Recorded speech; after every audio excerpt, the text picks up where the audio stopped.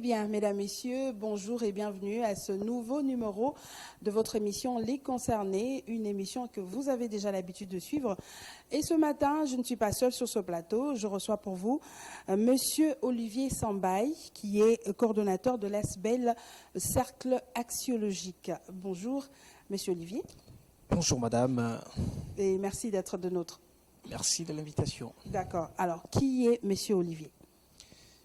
Bon, il est difficile de parler de soi. D'accord. Au risque de tomber dans la fatuité, le culte du soi, ce qui n'est pas bon. J'aime bien être défini par autrui que soi-même. Pour ce qui est de votre question, pour les cadres dans lesquels on se présente, je suis coordonnateur, comme vous l'avez si bien dit, Oui. de l'ASBEL Cercle Axiologique. Et qu'est-ce que cela veut dire, cercle axiologique? Le cercle axiologique, c'est pas mystique, hein, c'est pas non plus mystérieux. Entendre parler axio, déjà, ça Ça pourrait ça prétendre, donne des idées. ça peut donner des idées qui ne seront que des préjugés. D'accord. Alors qu'axiologique, c'est-à-dire ensemble des normes, ensemble des valeurs. Ok. Alors cercle, on réunit un arsenal des problématiques pour les orienter vers les valeurs. D'accord. Et dans le cercle, vous avez des problèmes et vous avez des têtes qui vont réfléchir. C'est vraiment un mariage entre les têtes bien pensantes et les problèmes autour des valeurs. L'axiologie, les normes et les valeurs pouvant permettre à ce que ces normes et ces valeurs soient vraiment instaurées au sein de la société pour la bonne façon de faire des choses. D'accord. C'est depuis quand que vous évoluez comme ça? La structure est mise en place depuis un an, on dira un an, depuis le 17 octobre 2021. Alors, ça fait un an que la structure existe. D'accord. D'où est venue l'idée? C'est parti de quel fait? Constatation, simplement. Parce que le problème, c'est qu'en Afrique, en général, le Congo en particulier, nous avons un sérieux problème, c'est le sous-développement. D'accord. Alors, en tant que philosophe, parce que je n'ai pas fait mention de cela lorsque je me présentais. Vous voyez, je vous ai dit de vous présenter. Exactement, je suis philosophe. Ok. Qui est le philosophe? Le philosophe, c'est celui qui est amoureux à la totalité du réel. C'est ça même l'objet de la philosophie, c'est celui-là, le philosophe. C'est quelqu'un qui fait un effort d'être dans la transcendance, non seulement transcendance, c'est-à-dire il ne s'appuie pas sur le fait, mais il est un peu métaphysique, c'est-à-dire réfléchir sur les causes des choses et essaye, tant soit peu, si faire se peut, proposer des pistes, des solutions pour que les problèmes qui se présentent soient résolus, mais en attaquant la racine et non les faits tels qu'ils se présentent. Donc ça, c'est un philosophe. Exactement, un philosophe que je suis. Alors, le constat, c'est que le pays est en retard de développement. C'est quoi les problèmes? On analyse, j'analyse avec certes beaucoup de philosophes au sein de l'université de Kinshasa, même depuis la Société philosophique du Congo en 2014-15, on menait des réflexions pour réfléchir c'était quoi les problèmes. Et mes analyses, nos analyses, ont conduit à deux problèmes qui ont été identifiés. Nous avons un problème de crise morale, et l'autre c'est un problème de crise de logique, dont nous manquons la logique ainsi que la morale. Ce sont les deux principaux problèmes qui se présentent comme un écueil, comme un frein qui oblitère un tout petit peu le développement du pays. C'est la raison pour laquelle, ça fait plusieurs années que je suis conférencier, ça fera 10 ans que j'anime des conférences, et des ateliers, des conférences scientifiques, des matinées scientifiques, des colloques. On a plusieurs fois réfléchi autour de la question, mais les résolutions et les changements tardent à venir. S'inscrivant sur la logique prospective, c'est-à-dire on ne voit pas seulement les présents, mais on postule sur un avenir à moyen terme, voir comment est-ce qu'on pourrait changer les choses plus tard, voire à long terme. C'est la raison pour laquelle la structure est mise en place, et puis nous réfléchissons sur ces valeurs en s'appuyant sur les problèmes tels que renseignés, crise morale et crise des logiques. Ok. Alors, quels sont les objectifs poursuivis par l'ASBEL? Les objectifs poursuivi par l'ASBEL, c'est d'abord lutter contre les antivaleurs, sous toutes ses formes. Toutes ces formes. Toutes ces formes, les antivaleurs. Alors, quand on dit antivaleurs, les champs est trop vaste. Les champs est trop vaste parce que antivaleur, c'est un concept. Les concepts, c'est quoi? C'est la représentation mentale que l'on s'est fait d'un objet. L'objet peut être palpable, l'objet peut être idéal. C'est un concept. Quand on dit anti-valeur, c'est-à-dire c'est tout ce qu'une collectivité, une société désapprouve, n'approuve pas. C'est ce qu'on appellerait anti-valeur. Et non seulement par rapport à une collectivité, par rapport à une société, mais aussi par rapport au bon sens. Parce que le bon sens, c'est la chose du monde la mieux partagée. C'est ce qu'on appellerait bon sens. Alors tout ce qui touche à l'éthique, tout ce qui touche à la morale, tout ce qui entame l'éthique et la morale sont qualifiés d'antivaleurs. Alors, nous ne pouvons pas développer une société lorsqu'il y a beaucoup d'antivaleurs, lorsque les antivaleurs ne sont pas éradiqués, ne sont pas attaqués. C'est ainsi que l'ASBEL, le cercle axiologique, lutte contre les antivaleurs. Alors, la mission de l'ASBEL. Étant donné qu'on lutte contre les antivaleurs, c'est-à-dire on milite pour l'instauration des valeurs. D'accord. La mission, c'est d'offrir à la République démocratique du Congo, bon, vous, citoyennes, moi, citoyen, et tout le monde, un nouveau type d'homme, un homme vertueux. La société doit regorger en son sein des femmes vertueuses, des hommes vertueux. Alors, c'est quoi la vertu? La vertu, c'est une disposition constante à toujours bien agir. Est-ce qu'on agit bien dans la société humaine aujourd'hui? C'est la grande question que l'on peut se poser. On sait très bien que l'acte qu'on pose n'est pas conforme à la morale, mais on est toujours poussé à poser cet acte. L'acte qu'on pose, la corruption ou les détournements n'est pas propre. Est-ce qu'il faut poser cet acte-là? On est toujours poussé à poser cet acte. Alors l'ASBEL devait travailler sur l'homme afin de lui donner des valeurs de base morale, éthique, pour qu'il soit rempli des valeurs et n'agir que bien. Alors, c'est vrai, vous le faites, mais comment? Ce n'est pas en parlant ou vous avez quelque chose de concret que vous faites pour donner de la valeur à cet homme-là? Nous sommes très conscients que la tâche à laquelle on est appelé à accomplir n'est pas aisée en soi, parce que nous travaillons sur un concept complexe. Nous sommes dans la gestion la plus difficile qui soit. C'est la gestion de l'humain. L'homme est complexe. Il va falloir qu'on fasse recours à beaucoup de paramètres. Et nous avons des atouts. Bon, la philosophie englobe les tout, la totalité du réel. On recourt à l'anthropologie philosophique. L'anthropologie philosophique donne à l'homme 4 dimensions. Vous avez la dimension physique, on est là, vous me regardez parce qu'il y a des yeux, je vous vois, je tiens le micro, la dimension physique. Vous avez la dimension intérieure qui est disséquée aussi en 3 parties. Vous avez l'aspect moral, la dimension morale. Vous avez la dimension intellectuelle et la dimension spirituelle ou la dimension religieuse. Alors, les cercles travaillent beaucoup plus sur la dimension intellectuelle et la dimension morale. Mais les actions seront beaucoup plus menées vers la dimension morale. Comment cela va se passer?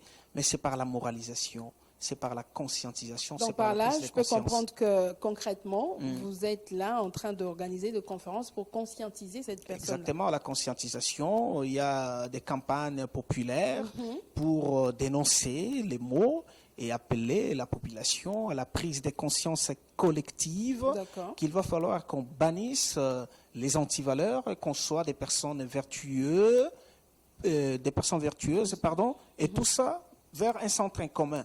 C'est le bien commun, c'est le développement tout azimut. Parce que dès lors que nous sommes vertueux, en ce moment-là, on ouvre la voie vers le développement.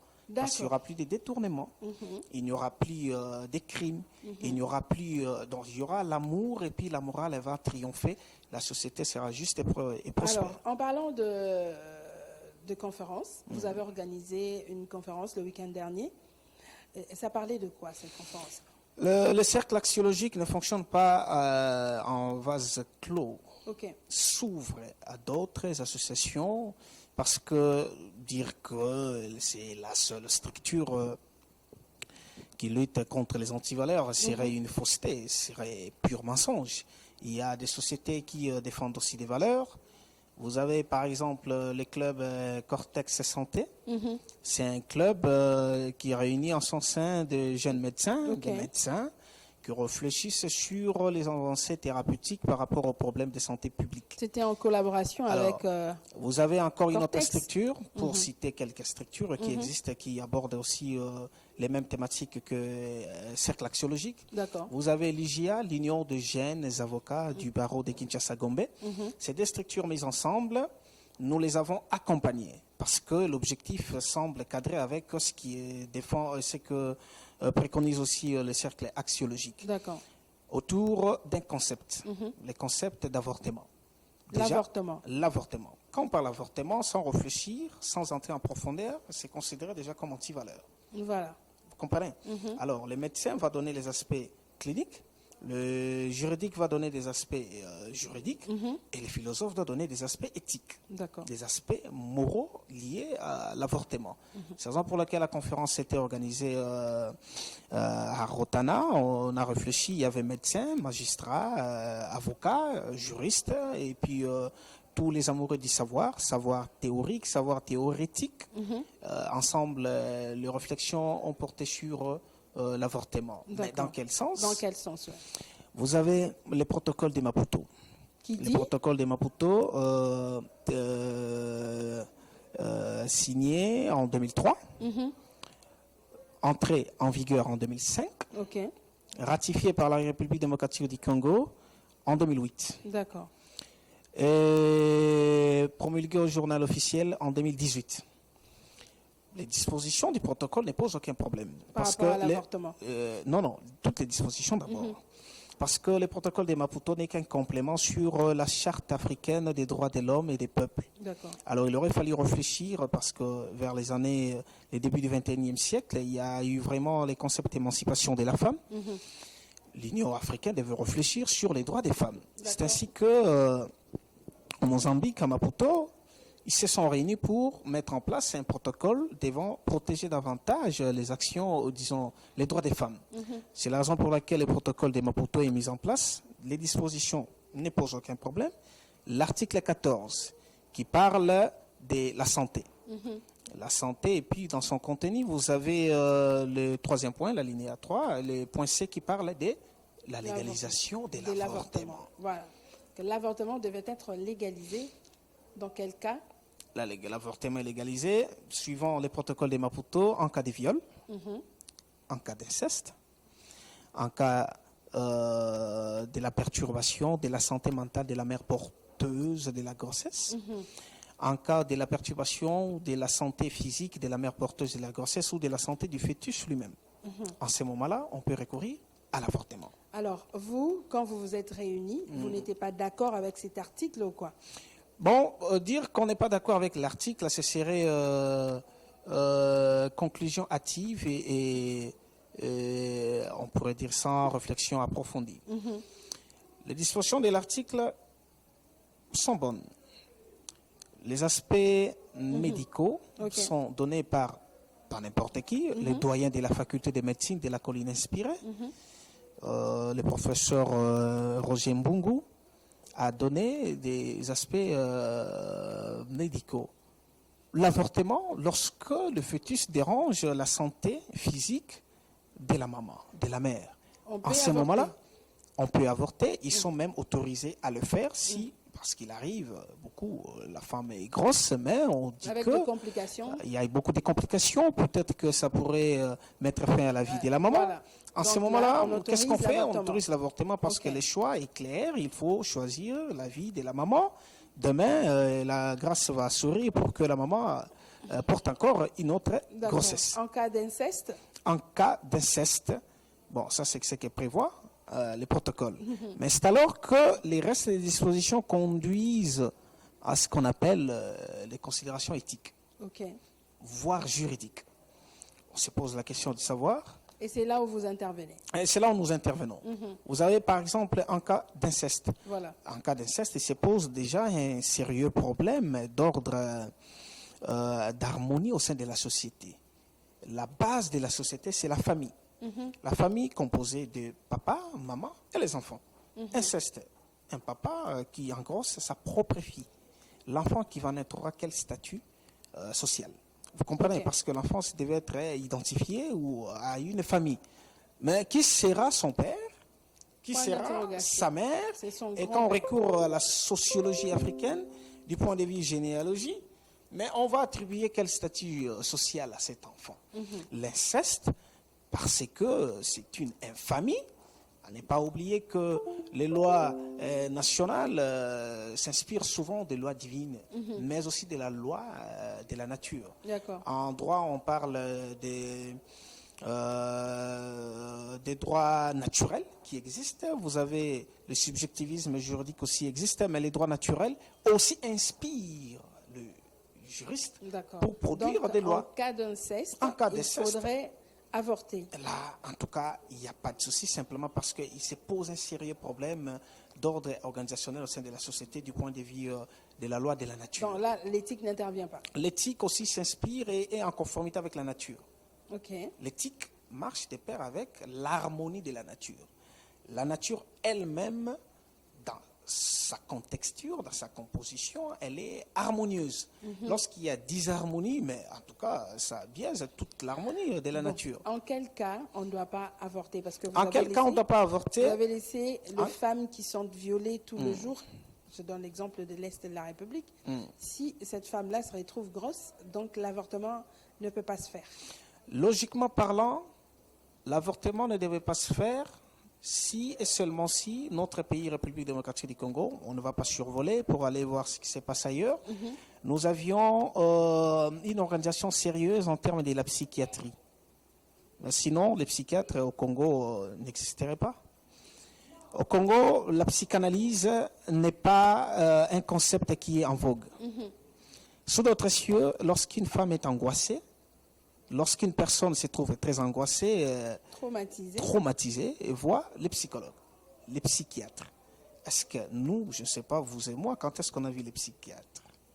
Et ça fait des années, peut-être on a connu un problème très sérieux, bon, je ne sais pas, on fait l'autogestion de nos problèmes psychologiques parfois. Donc cette femme-là qui est violée, se retrouve grosse, on doit le laisser avoir cet enfant-là. Logiquement parlant, il se pose un problème éthique. Le problème, c'est quoi? Vous subissez les mal. Parce que vous subissez les mal, vous êtes angoissé. Faudra-t-il aussi répondre le mal par les mal? C'est ça la grande question. Parce que vous allez interrompre l'évolution de toute une vie. Vous allez interrompre l'évolution de toute une vie, la personne humaine. On se posera la Mais question. ça revient au même lorsque une femme qui a été violée par son père, parce que déjà quand un papa engrosse sa fille, c'est d'office un viol. En ce qui concerne, tout à fait. Pourquoi ne pas aussi laisser cette femme-là qui est violée avorter? En ce qui concerne le viol, il y a deux aspects. Parce J'ai que commencé. l'éthique aussi intervient. Exactement. J'ai commencé par donner le premier aspect lié au viol. C'est l'aspect. Le premier aspect lié au viol, c'est l'aspect d'organisation de la société. La femme qui est violée a subi l'angoisse, c'est-à-dire elle est victime d'un acte illicite, ignoble, d'une infamie. Est-ce qu'il faudra en ce moment-là qu'elle réponde le mal parce qu'elle a été violée? C'est la première question que l'on se pose. Et là, la question qui va suivre, ce serait le statut ontologique de l'embryon. Est-ce que c'est une personne humaine ou c'est un objet ou c'est une personne humaine en voie de création? Parce que lorsqu'il y a rencontre des deux gamètes, mâles et femelles, ça forme ce qu'on appelle les zygotes. Est-ce que les zygotes est un objet qu'on peut manipuler n'importe comment? Là, c'est le premier aspect. On se pose la question, mais on va tenter de répondre, bien sûr. On tentera de répondre en disant peut-être que, voilà, en ce moment-là, si nous n'avons pas la possibilité de donner la remontrance à cette femme, la bonne gestion psychologique, pour qu'elle comprenne que l'avortement serait mettre un terme à une vie humaine qui est innocente, cette vie, et qu'il faudrait supporter, avoir une dose d'éthique pour ne pas répondre le mal par le mal. D'accord. Alors, le cas qui est de la République démocratique du Congo, nous avons une crise en ce qui concerne la gestion psychiatrique, la gestion psychanalytique. Qu'est-ce qu'il faudrait faire en ce moment-là? Une autre question éthique naît par rapport au viol. Est-ce que la famille doit-elle être constituée des personnes qui n'éprouvent pas, qui ne manifestent pas de l'amour envers eux? De l'amour. La mère qui a été violée donne naissance à un enfant, mais n'aime pas cet enfant simplement parce que l'enfant lui rappelle le viol. Là, c'est la deuxième question éthique. Alors, est-ce que cette femme et cet enfant-là sera bien reçu à la famille? Déjà, son père ne sera pas connu. Les cas de ce qui se passe à l'Est. 5, 6 personnes qui violent une femme, on ne sait pas exactement c'est qui le responsable de la grossesse. En ce moment-là, la question éthique intervient pour poser les statuts de l'enfant ou l'harmonie au sein de la famille, au sein du foyer. Est-ce qu'il faudra, en ce moment-là, recourir à l'avortement? Non. On va tenter de répondre. D'accord. Alors, quelle a été la résolution par rapport à cette conférence? Il y a 2 résolutions. Premièrement, vous avez les résolutions d'ordre juridique. Juridiquement, l'article 153 de la Constitution donne primauté sur les traités, des traités internationaux, sur les lois internes. Mais laisse quand même une possibilité aux lois internes, aux législateurs internes, d'adapter les contenus des traités internationaux aux lois internes du pays. Mais il se trouve un couac entre les contenus du traité de la